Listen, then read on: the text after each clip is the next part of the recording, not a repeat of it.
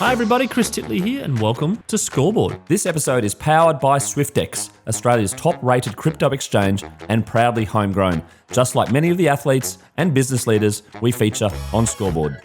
Hi, it's Chris Titley here on today's episode of Scoreboard, the podcast. I'm excited. It's the first golfer on the podcast. We're joined by Harry Takis. Harry, thank you so much for being part of the series. Thank you very much for having me, Chris. Appreciate it. Harry, where am I talking to you today? Where are you dialing in from? I'm in Brisbane, same spot as you. Mate, it's a cracking morning, and you've been overseas recently, but how's your Tuesday morning been? How's your August been so far? Yeah, it's been good. Woke up this morning, made brekkie, went and got a coffee, and now here I am. Mate, and you've been overseas recently. You've just come back from the US. You want to talk about that experience so far? Yeah. Oh, that's your alarm to say that you better jump on the podcast. Is that right? Correct. So, yeah, got back from the US a few weeks ago, did a 6-month stint over there with college, and then after college finished, I did 3 weeks of tournaments. It was good, had a good finish, had a top 10 in the Northeast Am, and then came back for a week, saw my golf coach over here, Ian Triggs, and then I went off to Singapore. So I got back from Singapore 3 weeks ago, so that was interesting. First time playing golf there. I've been there a couple of times on holiday, but first time competing over there, and it was fun. Mate, Harry Takis, for the listeners out there that don't know anything about you, who are you and what's your story so far? So I'm a golfer, amateur golfer from Brisbane, born and raised. Haven't made the switch to professional golf yet, just still, there's people telling me to stay amateur and keep doing what I'm doing. You get chances to represent Australia and all that sort of good stuff as an amateur. So just waiting around to do that. I'm competing in the US at San Diego State University. I've been there for a year now, so that's been a really cool experience. Different culture, different golf. So that's been really fun. But yeah, just keeping on doing what I'm doing until I turn professional. Mate, and your relationship with golf through your life, how would you describe it? Love, hate, I would say. I got into golf when I was 9, 10. Started first picking up a golf club. Dad took me to the range and kind of fell in love with it because it was an individual sport. It sounds bad, but I mean, I played every team sport growing up in school and, rugby, cricket, soccer, did swimming, which was individual. I'm just not that fast. But I just fell in love with the fact that I could go practice by myself and get better, and that I didn't have to rely on other people. I didn't like in a team sport that I could have a bad game and we would win, or I could have a good game and we would lose. So I'm a very competitive person, and when I was dependent on other people to win, I didn't really like that. And competitive also in control. You're in control of your own destiny. Is that something which, as you mentioned about the team sport, I had a chat to Duncan Armstrong recently, the swimmer, and he was saying that's why he did swimming, because he just wanted to be him, accountable, in control, no one else. Yeah, I like in golf, you're allowed a caddy in amateur golf, and a lot of the time I don't want one because there's another person that can impact the way I play. So I like being able to, being in control of the result is sometimes you have to let go of that, but I don't like to rely on other people to. Your love of golf, you mentioned early age, you played a lot of sports, but what was it about golf early on that you thought, okay, this is good, and in terms of the training, repetitiveness, and getting out there and becoming reasonably good, what was the spark about golf? Why golf? I always had pretty good hand-eye growing up. I wasn't that quick, so I'm a tall, lanky kid, so it kind of stopped me from being able to play other sports professionally. Like, my dad played tennis, and I played tennis for a long time, but I wasn't quick enough. I couldn't. Someone played a drop shot to me. I'm not getting there. So that was kind of a part of it. And I always wanted to play a sport. I kind of knew early on that I wanted to be a professional sports person. It didn't know what sport it was going to be, but then golf, I thought I had the best chance. And I had a coach. I've had the same coach my whole life, 10 years. And he's just always made it really enjoyable. He kept it fun and light when I was young, and then when things started to get more serious, he became more serious, and it's kind of everything I've needed. And he never let me lose the love for the game. Like if I had a bad week, he'd call me and like talk to me about it, and just made sure that I was still enjoying it. It's the first question he asked me every week: "Are you still enjoying it?" Wow, that's fantastic. A big shout out to your coach, by the way. What's his name or her name? Ian Triggs. He's a coach out at Brookwater Golf Club. There you go. Shout out to Ian for that, mate. And in regards to your relationship, is it coach-player or are your mates off the field? And how does that work? Is there any sort of grey area? No, yeah, we're good friends. I saw him yesterday, actually, and I mean, I saw him for an hour and a half, and I reckon I hit golf balls for maybe 15 minutes of that. So, yeah, just when I'm home, I see him as often as I can. When I'm in the States, I'll call him, and FaceTime's an amazing thing, so that helps. But, yeah, it's a lot of chatting and just trying to, I'm kind of in a weird part of my golfing career at the moment, just because you can turn professional, you can stay amateur, and trying to decide when is right to do that, whether to stay in school for 4 years or not. And yeah, there's just a lot of different pieces to the puzzle that we're trying to figure out together, and there's no one else I'd really value, no one else's opinion that I value more than his. Harry, I'm curious to know around the amateur versus professional swing in terms of what happens. And, you know, the obvious from my outsider is you're now playing for a living, so that you need to earn your feed and you've got to pay for travel costs and all these sort of things that maybe it's offset by a little bit of sponsorship, and then there's prize money. It's sort of like commission only, I suppose, versus amateur right now where you're playing in the US. Do you want to give the listeners out there a bit of an understanding about why it's such a big switch, I suppose, and the sort of the normal paths that people take? Yeah, so I think the path for Australians has always been very different to the rest of the world.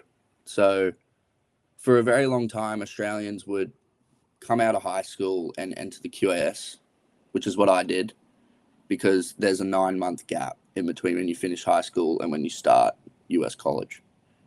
So I finished high school in the end of November and college started the next August. So I went into the QAS and did 9 months of that and then moved over. But most people would have stayed in that program until, which is a government-funded program, which help you as an amateur because you can't earn money. They help fund you playing golf tournaments around Australia and around the world. They help you out with money, and then there's daily trainings and all that good stuff. I chose to go to the US because I wanted to get an education. So I did 9, but yeah, most people would stay in that program until they're around 21, 22, and they think they, like people in their corner think they're good enough to turn pro, and then they would go to qualifying school, which is you'd go as an amateur. If you get your card, you'd turn pro, and then you're out there trying to make a living on a tour, whichever tour you choose to go to. Like a lot of people go to Australian tour and try and get onto bigger tours from that, or some people go straight to bigger tours if they're good enough. In America, most people who go to college stay there for 4 years until they're 21, 22. So I'd be 22 when I graduate. And turn professional straight after. Once they sign their, or once they get their piece of paper that they've got their degree, they turn pro and go to a Q school. But there's this new thing in college called the PGA Tour U, which is wherever you rank in your class, there's different levels. So like the number one gets a full PGA Tour card straight out of school. Don't have to go to qualifying school. Don't have to do anything. So you graduate from college, you're playing on the PGA Tour the next week. And then 2 through 10 get Corn Ferry, which is like the feeder tour for the PGA Tour. And then 11 through 25 get PGA Tour Americas, which is the feeder tour for the Corn Ferry Tour. So there's a good pathway there. So you kind of have to weigh up the options. Do I want to stay in school for another 3 years, or do I just want to go to Q school and see if I can get my card anyway and not have to do all that? Interesting. Okay, so in terms of your official ranking, are you in those 3 categories yet in terms of being able to give one of those cards yet? So for my class, so it's based on like each year. So I'm going to my sophomore year. This year I was 6th in my class. Right, so you can potentially go into the Corn Ferry. Okay, yep. And that is paid, right? That's professional, right? Yeah, you play for a couple $1 million every week. Yep, and then if you make the cut, you get prize money. If you don't make the cut, you don't get paid almost, basically. Correct. You get $0. You can play 30 events, miss every cut, you get zilch. And have to pay for travel costs and your own Yeah. kit and everything. Now, in the US, there's also been the name and image likeness, the nil that's come on board. Has that entered the golf sphere, I suppose? Yeah, it has. Because it's kind of annoying. It's made for Americans. There's a lot of very good international athletes in college, but because of the visa that we're on, we're technically not allowed to work. It's an F1 student visa, so you're not allowed to receive payment. So I'm in the process right now of changing my visa so that I can receive funding. I'm sure there's a lot of people that have already done it. I know there's a basketball player from Australia at the Gators, and I'm assuming he'd be making a lot of money. So I would like to think that he would have changed his already. But yeah, it's Dot the I's, it's cross the barely amateur T's, yeah? athletics anymore over there. Yeah, and that's not payment to play, it's payment in and around you, basically. Is that right? It means the school can advertise you. Right, okay. And the school, do they take a clip or anything? I don't actually know. Probably not. I'm not too sure. They call it name, image, and likeness, but they directly pay the players. Yeah, right. Okay. And mate, going over to the US, life at San Diego State University, do you want to give the listeners a bit of a glimpse about what's life like at a college university? Yeah, I mean, San Diego State is probably got the best location of any university in America if you come from Brisbane. So because the weather is just perfect. You've got so many places all over the states where the weather's terrible, and you can only have fun for 5 months of the year, and you can only, like, if you're a basketball player, it doesn't matter if it's cold outside, you practice indoors. Whereas for us, we're outside the whole time. So I made sure I went somewhere where it didn't snow, where the facilities were good, and I could practice all year. I'm not used to the cold, being from Brisbane, so I wanted somewhere where it was hot and there was a beach nearby. But yeah, it's been good. The only way I can explain it to people is it's exactly like the movies. So you need to have a lot of discipline to try and keep yourself away from that sort of stuff, and like, you need to enjoy it. It's a life experience, but there's definitely times when you got to say no to people and you got to go and do your own thing. And in between school and training, some spare time, do you get to travel around the US, or is it really just head down focus? We get little breaks, like week here or there, and my roommates are from like Texas and San Francisco, so I'll go with them and we'll go somewhere for a week, which is pretty cool, play some different golf. But yeah, like for the tournaments that we play, we travel all over the US anyway, so I've been to probably over 20 states. Yeah, right. Already. Wow, that's fantastic. And in terms of the balancing act between academia and sport, what's the values of the university, and what do they say, and how does it all work? If you don't pass, you don't play, pretty much. Which coach rails on about that, but he's the one that it affects if we don't play, because it's his job. So yeah, if you're not on top of your schoolwork, it's not good. There's no benefit that comes from not being on top of your schoolwork. So I have classes up until from around 8:30 till 12 o'clock, 1 o'clock most days, and then straight after that it's to the golf course. And what are you studying? I'm studying business management right now. Yeah, right. And how are you enjoying it? Yeah, in America, it seems the first 2 years everyone sort of studies the same thing, and then your last two you kind of focus in on your degree. But yeah, so far it's been good. And the golf, are you learning a lot in terms of your game? Are you learning a lot in terms of some of the skills that you may have picked up on that you might not have here? Yeah, I've definitely improved a lot over my first year. I had a teammate last year who he just graduated. Justin Hastings is his name. And he won the Latin American Amateur. So this year he played the Masters. It was low-am at the Masters, low-am at the US Open, and played the British Open. Didn't get low-am there. Played with Cameron Smith in the first two rounds of the British Open.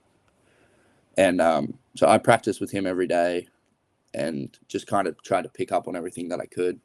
because he'd been there for 4 years and he was obviously a very good player, and I wanted to pick up on sort of what he does in a day-to-day and how he stays on top of all the things that he did, because he was a very good leader and a really great guy. So I was kind of trying to be like him in a way, which sounds bad, but yeah, he taught me a lot of little things and how to manage certain things and deal with teammates and try and bring everyone together. And yeah, he's been really good. I still talk to him. He texted me this morning.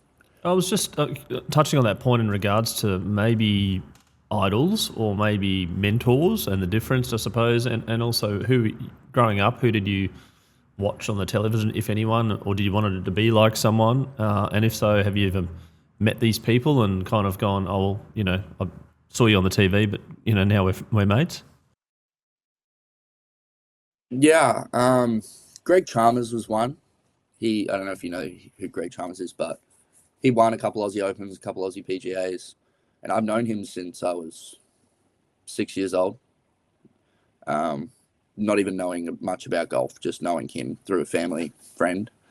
And yeah, he's always spoken to me, you know, text me, all that sort of good stuff. When I started getting into golf every year, when he'd come back to Australia from the US, he would like do a chipping comp with me at the Aussie Open or whatever it was. And then we ended up playing the same event 2 years ago. We both played the Queensland PGA, and we went out for dinner after the second round. He missed the cut and I made the cut.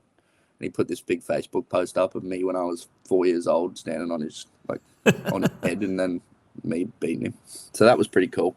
But yeah, I talk to him all the time. Whenever I'm in Dallas, I'll go stay with him and Nikki. They're great people, and I think they're better people than he's a better person than he is a golfer. To be honest, he's an amazing human, and I've picked up on a lot of things from him over the years, and he's done a lot for the game of golf. So yeah.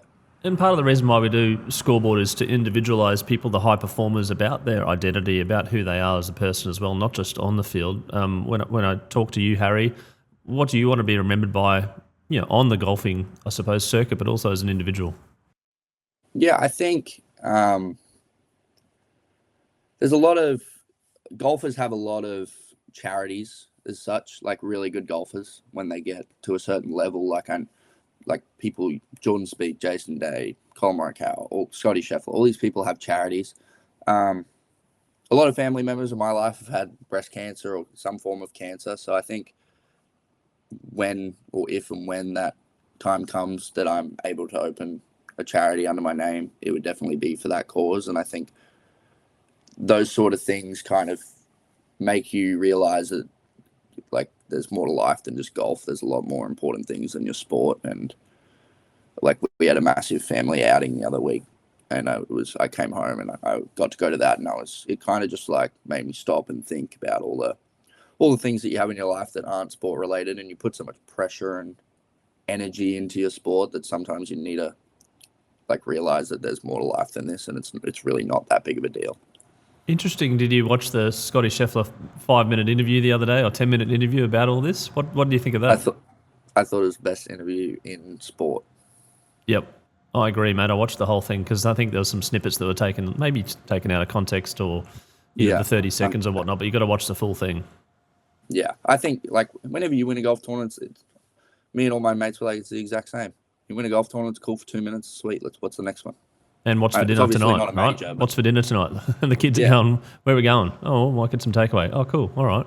None of the wiser, right? And just on that, your support network, some mates of yours, are they're around texting you, win, lose or draw, and the commitments that you've made as a golfer? I suppose you would have had a lot of sacrifices so far, and some people call them investments, etc.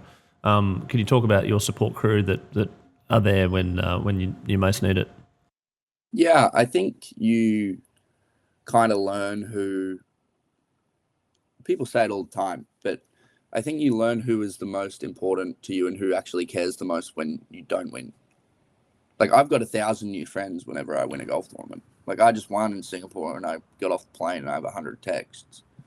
And some of those people I haven't heard from in years, which is nice, obviously. But then you have the certain few who you respond to first because they'll call you after a bad week, or when you miss the cut by one, they'll call you, and all that sort of stuff. They'll still pick you up from the airport. Like, it's just all that sort of stuff. I think, like, I have a really good group of friends here, and then I have a group of friends in the US. So it's two different networks of mates. But yeah, I practice with them every day.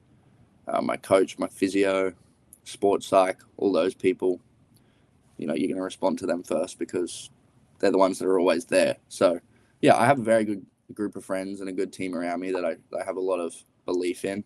One of my best friends, because I won in Singapore, I played the Singapore International in November, and one of my best friends who I stayed with in Singapore is caddying for me that week. So yeah, I like to keep the close ones close. Absolutely, mate. And in regards to it's a very open question, but what do you think makes a good golfer from what you're, amateur right now, but then also to the next level where there's more cameras, more money, more everything? What traits are there out there that you're actually practicing, but also that some of the other elite golfers in the world are practicing? Probably what's in between your ears, I would say. It's a very frustrating game. I don't think you see in many sports the amount of slumps in professional golf that you see. You see world number ones. Francesco Molinari won a major 2 years ago, and now I think he's not in the top 300 in the world. So it's just being able to get over the bad stuff. You need to be able to shake it off, which is it's easier said than done. It's a very hard thing to do, but yeah, I think everyone, like if you line 155 golfers up on the range before a tournament, they can all hit a 7-iron straight at a target. Like everyone has the same, very similar skill set. It's just who can do it when like there's pressure on. I think that's the main difference in golf. And how do you practice that then? I do a lot of pressure drills. I play a lot of games with my mates in practice, which I think has helped me a lot.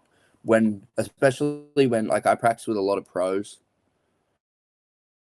So you're practicing against someone who's better than you. You're kind of trying to like prove yourself in a little way, and there's a bit of pressure on you, I find. So that helps me a lot. Pressure drills like for lunch, or you got to do a lap around the golf course, which is a long way. Like there's all sorts of little things you do in your day to day to train you to get better at it.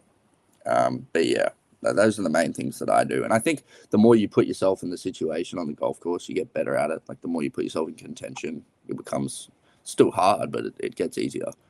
And in regards to the routine you have when you go out and you're playing golf, and you're in the zone, you're feeling good, but things don't go your way, versus maybe you're not in the mood or the routine and things go your way. Is that tricky to manage?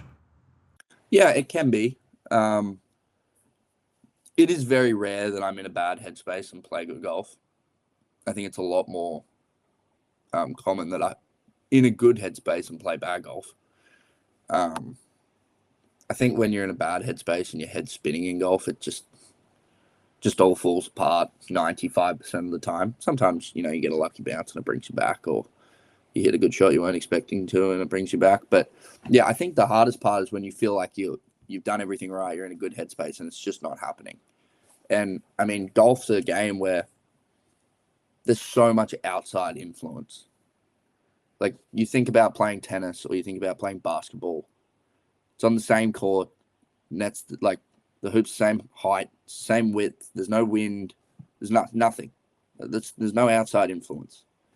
Whereas in golf, you got nature that's going to influence the ball. You can hit a tree a degree differently, and it affects the entire outcome of a golf shot. You hit a blade of grass and the ball misses. There's so many factors that you have absolutely no control over, and you need like trying to let go of that, and because you don't have control in the end it can be difficult, especially if you feel like it's very easy to beat up on yourself and be like, I'm doing all the right things, I'm hitting these shots good, yada yada, and the result isn't coming. But you just need to stay patient. A couple of things on that in terms of the angles and the maths. So how are you in terms of your mathematics? My maths is okay. It's better when it comes to golf, I'd say. There's no Pythagoras theorem in golf. It's kind of just like add some numbers together. But yeah, I mean, I use not a lot of people know this, but I use, like in golf, I use a spirit level to help me learn how to read putts. You sit your feet on the green, have a guess of what you think, how many degrees the slope is, and then you put a spirit level down and see what it actually is. There you go. A lot of math that goes into it. Yeah, no, for sure. And then on that, in regards to, you talked about caddy, and you don't really like your caddies, the advice that they give you, you kind of sometimes go, all right, I give in, you're right, let's do it. Yeah. I think Lincoln Morgan, probably my best mate, is caddying for me. In college, you're not allowed caddies. Anywhere outside of college, you're normally allowed caddies. This event, I have to have a caddy. So I said to my mate Lincoln, yeah, can you come carry the bag? I'll pay for you to go over there, whatever. And the reason I picked him is just because I play so much golf with him. I play golf with him every single day. He knows my game probably better than he knows his. But to be honest with you, if he tells me to do something, I'm probably not going to do it. I think I'm just bringing him over to have a yarn with me down the fairways. But if he gets mad or reckons he's 100% right, I might trust him. But if he stuffs it up, I'm not listening again. That's awesome. What about what goes through your brain on a golf course? It's quite a long day out. Does your brain drift? Do you kind of think about things? Do you think about your favourite song or what's happening in the NBA? Do you drift away, or are you always in the zone? No, I can't be always in the zone, me personally. I'll be drained by the ninth hole. So pretty much when I'm about 20 meters away from my ball, I'll stop talking and kind of get where I want to be, like the headspace. But anytime in between shots, I'll talk about anything and everything. That's why I like having my friends on the bag, just so we can chat about whatever's going on in the world, what happened in the footy, how the Broncos are doing, all that sort of stuff. Yep. And then the shot itself, what are you thinking? Stand behind it, literally see a picture in my head of what I want the ball to do, pick whatever club is necessary to hit that shot, then try and execute. If you don't execute, why didn't you execute? And then walk up to the ball. Yep, and go again, right? Yep. And some of the shots that you've played, like, do you compare them? You're like, that was the shot I remember, almost the perfect shot, even though maybe perfect doesn't exist. But do you sort of have a benchmark of like, that was pretty good, that was good, or I could do better, etc.? Yeah. So many variables in golf that I try to get over a shot as quickly as I can. I used to hold on to shots. I'd be talking about a shot I hit 3 holes ago back in the day. But yeah, I don't even review the golf shot itself normally. I review how we got there. Ball comes up short. Okay, why did I choose that club over that club? And then kind of review the steps. You're not going to execute every shot. Like, that's something you got to figure out on the range. Like, it's impossible to hit every shot perfect. Yeah. So there's no point me standing there and being like, after every bad shot I hit, why didn't I hit that shot perfect? It's why was my routine good? Did I make the right decision? All the things I can control, were they good? If I hit it a little off the bottom of the golf club, so be it. Got to figure that out on the range. I can't change that right now, but I can change my routine to how I got there. Yeah, no. And have you watched that Roger Federer video about the number of points that he lost in his career? He lost like 48%. It was close to 50, wasn't it? Yeah, 48% of his points. Yeah, there you go. Yeah, and then so just on that, you line up, you're in the zone, you hit a shot, you're not happy with it, you go again, you're not happy with it, come the third time. Do you need to break the circuit, pull your socks up, change, do something different, or you just go again, the same routine? Well, normally the third one will be a putt, so I'm pretty good at that. So it should be Yeah. But yeah, I mean, if you're driving it bad one day, you might try a feel or do something. But I mean, once you're out there, there's not much you can do. You just got to. I'm not a very technical golfer. Like, people try and think about wrist angles and where their arms should be. And I can't do that. I do that on the range, and then once I get out on the golf course, I see shot, hit shot. Yeah, right. And then in terms of your superpower, you mentioned your putting. Paul Roos, one of the former great AFL players, said you've got to know your good thing, double down on it, whilst also doing the other things, but also what you're known for. Is putting your thing, you believe? It's probably my iron play. I used to be a terrible putter until I got to university. And I started working with a putting coach called Derek Iida, who I met through Xander Schauffele, who's a pretty good golfer. And he kind of reinvented my putting almost. We pretty much changed everything. and it was the best thing I ever did. I went from being a terrible putter to being a very like an above average putter, and I think that's where I saw the most growth in my game. But I've always been a good mid iron player. It's been my strength for probably 5 years. So I would say that's the strength of my game. But if you're hitting a 9 iron close every time and missing it, doesn't really do anything for you. So now that I can hole a few, it helps. Yeah, no, absolutely, mate. And just on golf and its its own right, it's exploded from a social media point of view. It's exploded through YouTube. The last 5 or 10 years, obviously different competitions. We've had Nick from Live Golf on the podcast before. Why are you excited about the future of golf? It's booming. I go to a golf course now and can't get a tee time. But I think it's a game that anyone can play. I play golf with my dad.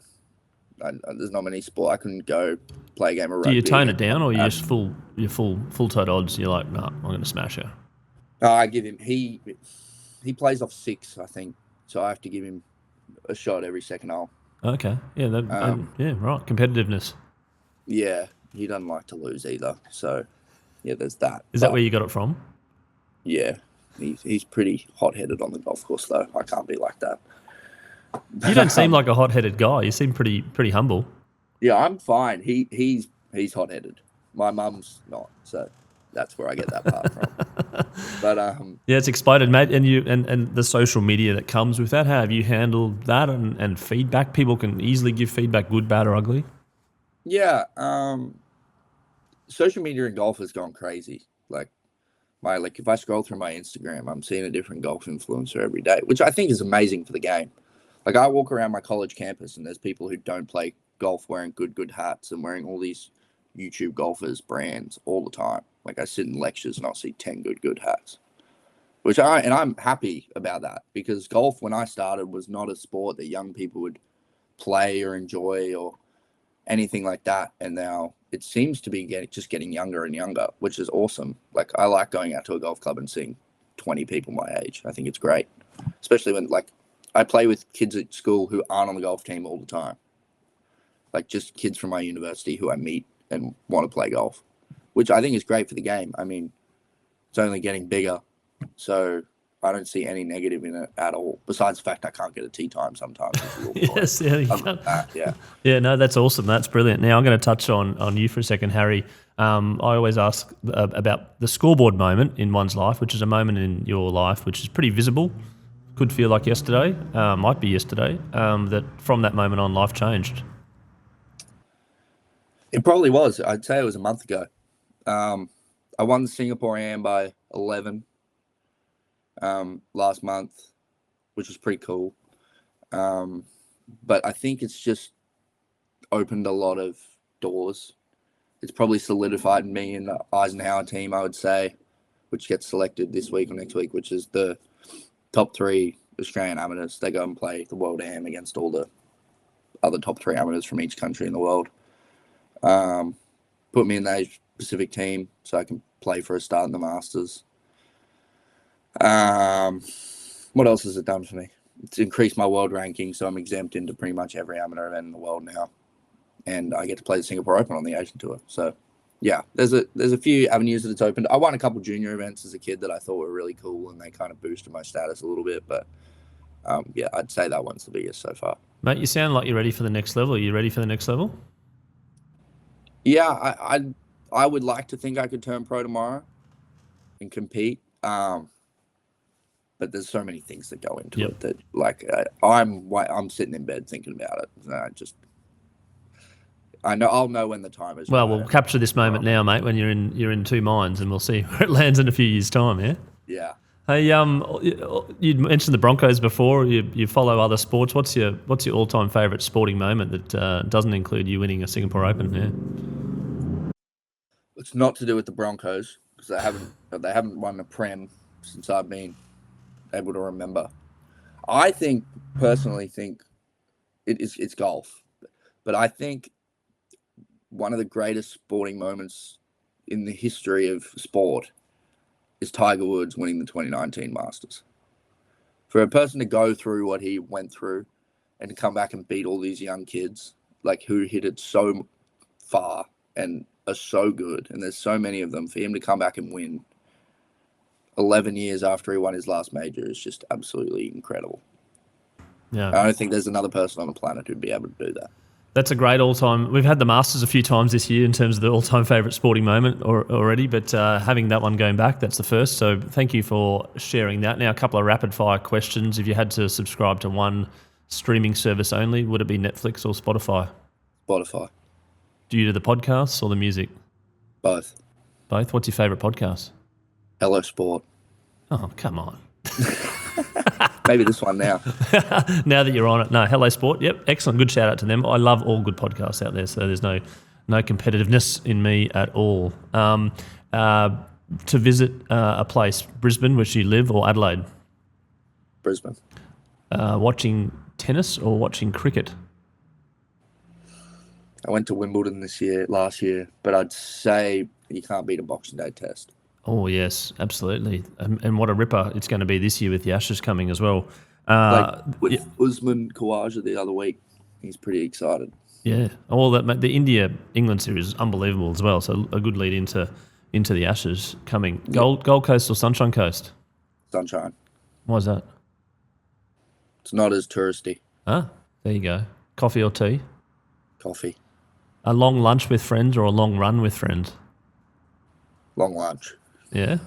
Any particular restaurant you want to shout out to?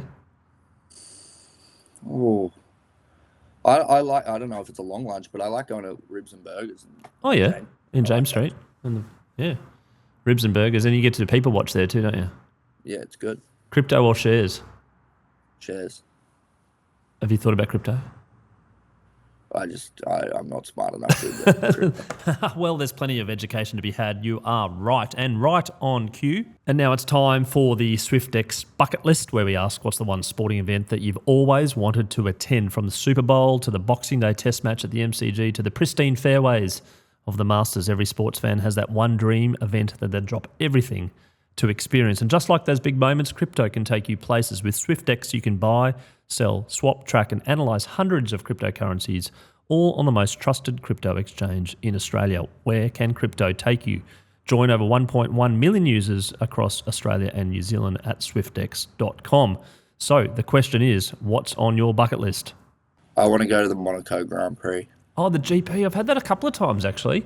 Would that be coming in on your private jet or your private boat, or both? One of the two. Yeah, I've heard that before, actually. Who was that? It was one of the other guests that did the Monaco GP.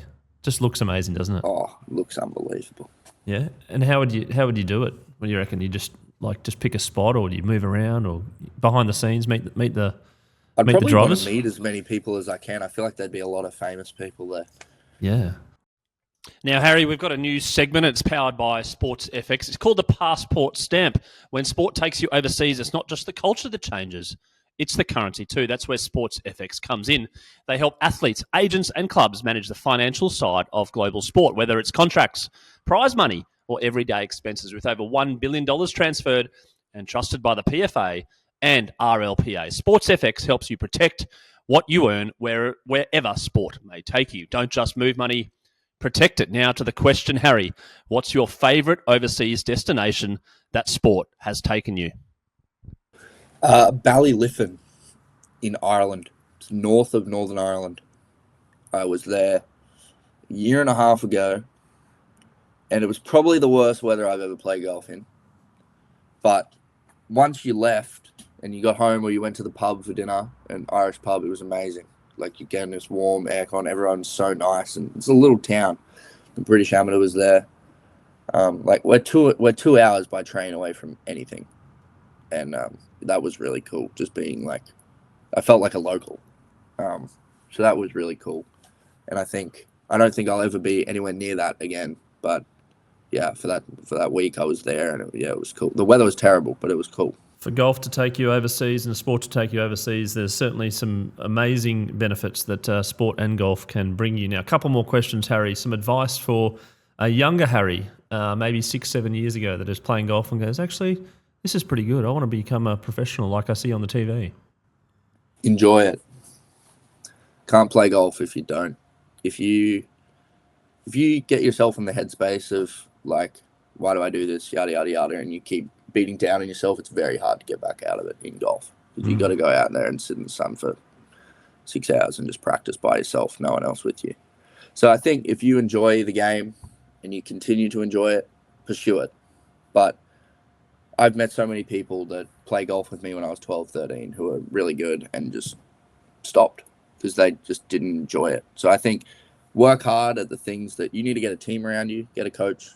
If you like them, trust them, do what they tell you to do, and enjoy what you're doing because it's a long road.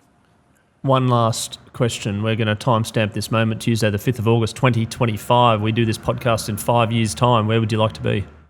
PGA Tour. PGA Tour. That's the tour you want, yeah? Yep. In the US. You're going to have to probably live over in the US. Where are you going to live? Yep. Dallas. Oh, already? With a couple of the other Aussie golfers that already suggested some properties and stuff, yeah? Yep. And what's the barbecue like in Dallas? Pretty good.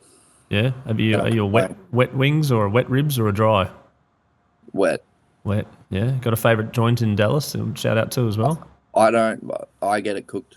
I don't go out for barbecue. They cook it for me, whoever I stay with. So it's been pretty. I have a teammate who's from Austin, and yeah, his family's pretty cool, and Greg's family's pretty cool. And yeah, I've had a lot of barbecue, but I don't go out and get it very often. Yep. Harry Takis, thank you so much for joining Scoreboard today and sharing your story behind the scenes of what it's like as an amateur golfer moving to professional at some point in time, your dreams and aspirations, and also the values and principles that you would hold to on the golf course and as well as off the golf course, and that advice obviously for some of the emerging golfers and emerging sports people out there. I wish you all the very best. Looking forward to sharing your progress and supporting where I can. Thank you very much, Chris. Really appreciate it.